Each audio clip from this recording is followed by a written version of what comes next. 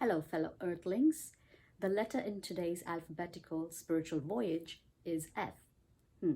So, what is the word to pick? Let's see. 5 days ago, I completed 100 days of in-person social isolation. So I decided to venture out a little bit just beyond a grocery run.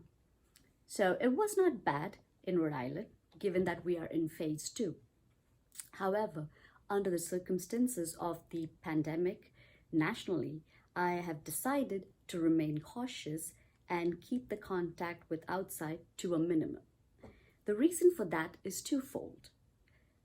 No cure or vaccine, and there isn't a unified front on limiting the spread of the virus.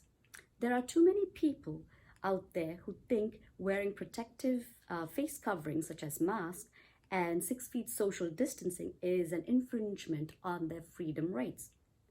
Therefore, my word pick is freedom. I remember learning this adage in school. With freedom comes responsibility. So I ask to protesting safety measures against a contagion so potent in its spread, is that a responsible act in the name of freedom?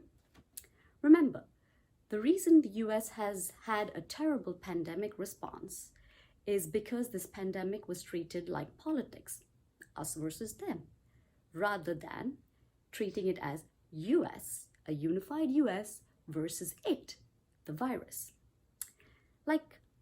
So we need to grow out of this entitlement attitude. Freedom is not the same as entitlement, because there are our forefathers who really fought to give us this freedom, this life to choose the way we want to live. And therefore, we have certain responsibilities as well, not just to ourselves, but to fellow humans who live in the country with us, right? So we need to grow, we need to recognize what really is the true meaning of freedom. Like Jesus said, what we really need is freedom from selfishness and greed, because that's really why people are crying foul about this entitlement. You would wear a seatbelt when you're on the plane. Isn't that constricting you? Why wouldn't you not wear the seatbelt? But it's for your safety. It's the same thing here. So what we need to do is not act in selfish individual right, but act as if it's a shared responsibility. So do the right thing so that we can stop the spread of this virus, so that we can slowly get back to our normal lives. So there are, think about it, like we are privileged to have this freedom. There are many people who have never experienced it. So take a moment before you jump to emotional conclusions and think why these mandates are being requested by the government. It's not to tie you down, it's to protect you. So let's all be sensible about it, right? Jesus taught us some great lessons.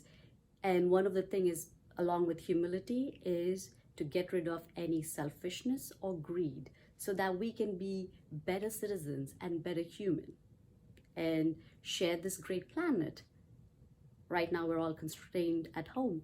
It's about time we learn to understand we all need to work together to be able to get out of this. So I hope and pray that God will help us find a vaccine. In the meantime, the only way to not make this worse than it already is to keep your 6 feet social distancing and wear a mask when you go out in public. You don't have to wear it at home, but make sure when you're out in public, do yourself this favor and for everybody else around you.